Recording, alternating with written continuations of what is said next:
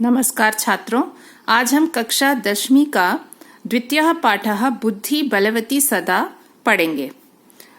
इस पाठ का अर्थ है बुद्धि ही हमेशा शक्तिशालिनी होती है। तो आइए पहले कथा पढ़ने से पहले हम समझें इसमें क्या बताया गया है। यह जो पाठ है, प्रस्तुतो अयं पाठः शुक सप्ततिः कथा ग्रंथस्य संपादनं कृत्वा संग्रहीतो अस्ति। शुक सप्तति नाम का एक कथा ग्रंथ है जिसमें से ये संपादित करके लिया गया है। ये जो ग्रंथ है ना, इसमें शुक यानी कि तोता और मैना, इनके द्वारा कुछ ऐसी कथाएं बताई गई हैं जो हमें जीवन के मूल्य सिखाती है। ठीक है, तो इसमें क्या सिखाया गया है? अत्र पाठांशे, इस पाठ में स्वलघु पुत्राभ्याम सह, अपने छोटे पुत्रों के साथ कानन मार्गेन पितृगृहं प्रति गच्छन्त्याः, वन के रास्ते से अपने पिता के घर की ओर जाती हुई बुद्धिमती इति नाम्न्याः महिलायाः मति कौशलम प्रदर्शितो वर्तते। बुद्धिमती नाम की एक महिला की बुद्धि के कौशल को प्रदर्शित किया गया है। क्या पुरतः समागतम सिंहम अपि, जो सामने आए हुए शेर को भी भीतिम उत्पाद्य, उस शेर के अंदर डर उत्पन्न करके ततः निवारयति, उससे छुटकारा पा जाती है। इयं कथा नीति निपुणयोः शुकसारिकयोः कथा माध्यमेन सद्वृत्तेः विकासार्थं प्रेरयति। यह जो कथा है नीति में निपुण, यानी इस कथा ग्रंथ में शुक और सारिका, तोता और मैना, जो कि नीति में निपुण थे, उनकी कथाओं के माध्यम से सद्वृत्ति, अच्छे व्यवहार के विकास की ओर प्रेरित करती है। कि किस तरह से यहाँ इस कथा में ये बताया गया है कि कैसे हमें प्रत्युत्पन्न मतित्व यानी कि प्रेजेंस ऑफ माइंड को यूज करना चाहिए, बहुत जरूरी है लाइफ में। तो आइए कहानी पढ़ते हैं। अस्ति देवुल आख्यो ग्रामः, देवुल नाम का एक गांव था। ये आख्य का अर्थ होता है नाम। ठीक है, आख्य नाम शब्द का दूसरा पर्यायवाची है। और एक चीज आपको छात्रों ध्यान देनी चाहिए, अस्ति शब्द का वैसे लट लकार में जब प्रयोग होता है उसका अर्थ होता है, लेकिन हम अक्सर कहानियों में देखते हैं अस्ति शब्द का पहले प्रयोग किया जाता है, इसका अर्थ हो जाता है था। मतलब बहुत पुरानी कथाओं को पढ़ते समय इस तरह का प्रयोग होता है। अस्ति देवुलाख्यो ग्रामः, देवुल नाम का एक गांव था। तत्र राजसिंहः नाम राजपुत्रः वसति स्म, वहां पर राजसिंह नाम का एक राजपुत्र रहता था। राजपुत्र का अर्थ है रॉयल सर्वेंट, यानी राजा के महल में काम करने वाला। एकदा केनपि आवश्यक कार्येन, एक बार किसी आवश्यक कार्य के कारण, आवश्यक कार्य से, तस्य भार्या, उसकी पत्नी, बुद्धिमती, जिसका नाम था बुद्धिमती, पुत्र द्वयोपेता, अपने दोनों पुत्रों के साथ पितुर्गृहं प्रति चलिता, पिता के घर की ओर चल पड़ी। एक गांव था देवुल नाम का, वहां पर राजसिंह नाम का एक व्यक्ति रहता था, who was a royal servant. और एक बार उसकी पत्नी किसी जरूरी काम से अपने पिता के घर की ओर चल पड़ी और साथ में उसके 2 पुत्र थे और उसकी पत्नी का नाम क्या था? बुद्धिमती। मार्गे गहन कानने सा एकम व्याघ्रम ददर्श, और उसको जाना था जंगल के रास्ते। उस जमाने में तो ऐसे ही होता था, कोई ट्रेन और फ्लाइट तो होती नहीं थी, तो जंगल के रास्ते से गुजर के जाना पड़ता था। तो रास्ते में एक गहन कानन यानी बहुत गहन यानी कि डीप फॉरेस्ट, बहुत ही घना जंगल था। वहां उसने एक बाघ को देखा, बाघ, टाइगर। सा व्याघ्रम आगच्छन्तम दृष्ट्वा।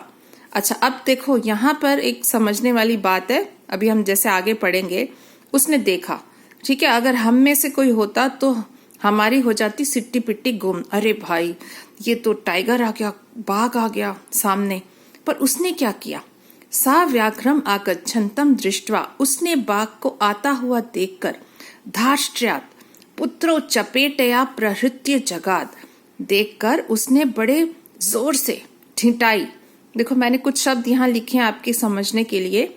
उसने बड़े तेज अपने पुत्रों को चपेट या एक चपेट लगाई, जैसे बोलते हैं ना थप्पड़ मारकर बोली। एकदम उसने कैसे रिएक्ट किया कि उसने उस शेर को देखा तो अपने पुत्रों को थप्पड़ लगाते हुए बोली, कथम एकेकेषु व्याघ्र भक्षणाय कलहम कुरुतः। अरे तुम क्या एक एक तुम्हें बाघ चाहिए उसको खाने के लिए झगड़ा कर रहे हो? मतलब आप दोनों को एक एक बाघ खाना है, इस चीज के लिए आप झगड़ा कर रहे हो। अयम एकः तावत् विभज्य भुज्यताम। यह एक है, इसको तुम डिवाइड करके बांट कर खा लो। पश्चात अन्यो द्वितीयः कश्चित् लक्ष्यते। बाद में जब दूसरा कोई मिलेगा तब देख लेंगे। मतलब देखिए छात्रों, प्रेजेंस ऑफ माइंड तुरंत उसने यूज की और शेर को देखकर तुरंत अपने बच्चों को उसने थप्पड़ लगाया और कहती है कि अरे एक शेर को देखकर तुम लोग झगड़ा कर रहे हो कि हमें दो चाहिए, एक मैं खाऊंगा एक ये खाएगा। ऐसा नहीं होगा, एक शेर है, अभी इससे एडजस्ट कर लो, आपस में डिवाइड करके खा लो, देखेंगे आगे चलते चलते दूसरा मिलता तो दूसरा खा लेंगे। मतलब जैसे घर में भाई बहन आपस में लड़ते हैं, कोई एक चीज आई हो खाने के लिए तो वो लड़ते हैं, जैसे पिज्जा हो गया सपोज, तुम खाओ मैं खाऊं, मुझे दे दे उसको दे दे, उस तरह से। मतलब इसने वहां पे एकदम से ऐसे संभाला सिचुएशन को। कोई और होता तो डर के भाग जाता। पुत्रों को ऐसे जोर से बोल रही है ताकि ये शेर को भी सुनाई दे कि तुम एक शेर को अभी आपस में बांट कर खा लो, बाद में देखते हैं दूसरा कोई मिलेगा तो हम उसको भी देख के खा लेंगे। ठीक है, ऐसे बोला। अब इति श्रुत्वा व्याघ्र मारी काचिदियम इति मत्वा, यह सुनकर यह कोई बाघ को मारने वाली है। व्याघ्रम मारयति इति व्याघ्र मारी, अरे ये कोई बाघ को मारने वाली स्त्री है, ऐसा उसने सोचा। अरे हो सकता है ये कोई ऐसी स्त्री है जो बाघ को मार देती है। ऐसा मानकर व्याघ्रो भयाकुल चित्तो नष्टः, बाघ बहुत डरे हुए मन वाला वहां से भाग गया। भाई कहाँ आ गए हम, ये स्त्री शायद बाघ को मार देती है, ऐसी स्त्री है ये, चलो यहाँ से भाग जाता हूं मैं, ऐसा सोचा। तो अब एक श्लोक द्वारा बताया गया है उस स्त्री की विशेषता। निज बुद्ध्या विमुक्ता सा भयात् व्याघ्रस्य भामिनी, अन्यो अपि बुद्धिमान लोके मुच्यते महतो भयात्। देखिए यहाँ पे ना नंबर्स देकर आपको अन्वय बताया है, आपको बाद में इसके नोट्स मिल जाएंगे, अभी आप पहले इन चीजों को समझ लीजिए। सा भामिनी निज बुद्ध्या व्याघ्र से भयात् विमुक्ता, वह सुंदर स्त्री, यानी वैसे बताया एक उसके बारे में कि वो बहुत एक सुंदर स्त्री थी, तेज बुद्धि वाली। वह सुंदर स्त्री निज बुद्धिया, अपनी बुद्धि से, व्याघ्र से भयात्, व्याघ्र के डर से मुक्त हो गई। उस स्त्री ने अपनी बुद्धि का प्रयोग किया और वो व्याघ्र के डर से मुक्त हो गई, छूट गई। अन्यो अपि बुद्धिमान लोके मुच्यते महतो भयात्, अन्यः अपि, दूसरे भी बुद्धिमान व्यक्ति इस संसार में महतो भयात् मुच्यते, बहुत बड़े डर से छूट सकते हैं।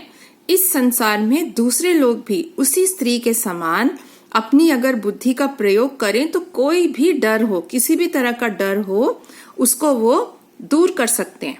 अब देखिए आजकल का अगर आप एग्जाम्पल लें, लोग इतने डरे हुए हैं कोविड से, अरे भाई हमें ना हो जाए, हमें ना हो जाए।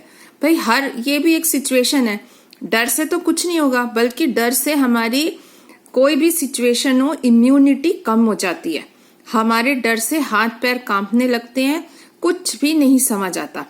ठीक है, तो कोई भी सिचुएशन आए जीवन में, हमें डर नहीं, शांति से काम लेना चाहिए, जिससे कि हम बड़े से बड़ी सिचुएशन को भी अच्छे से हैंडल कर सकें।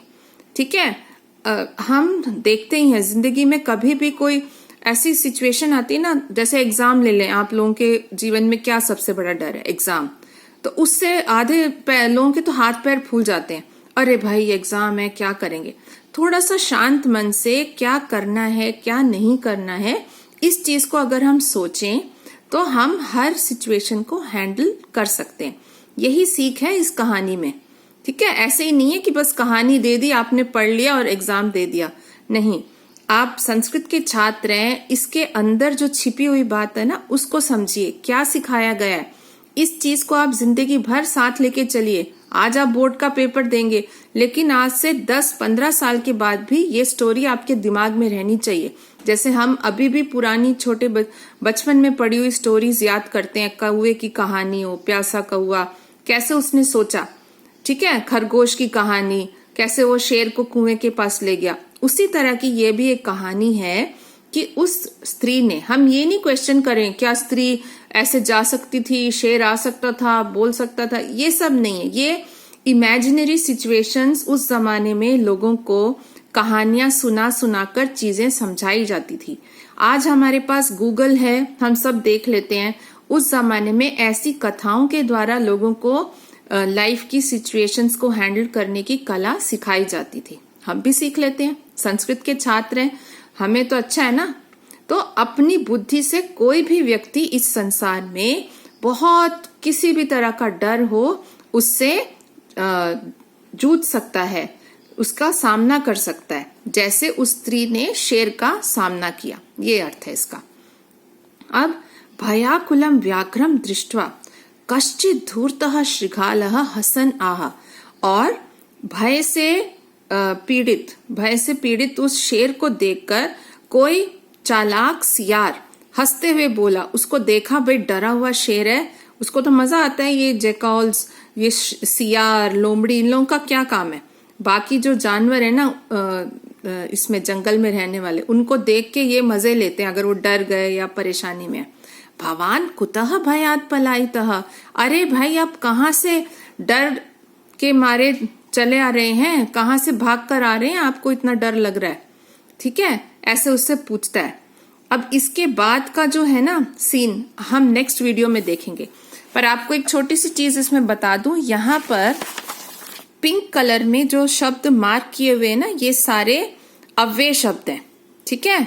हम इसके बाद अर्थ समझकर पाठ के दूसरे भाग का, उसके बाद एक एक करके ग्रामर के सारी चीजें हम समझेंगे। पहले हम स्टोरीज को समझ लेते हैं, ठीक है। इसके बाद हम पाठ के दूसरे भाग को अगली वीडियो में देखते हैं, उसमें मिलते हैं हम। आप इसको जरूर लाइक, शेयर और सब्सक्राइब कीजिए। धन्यवाद।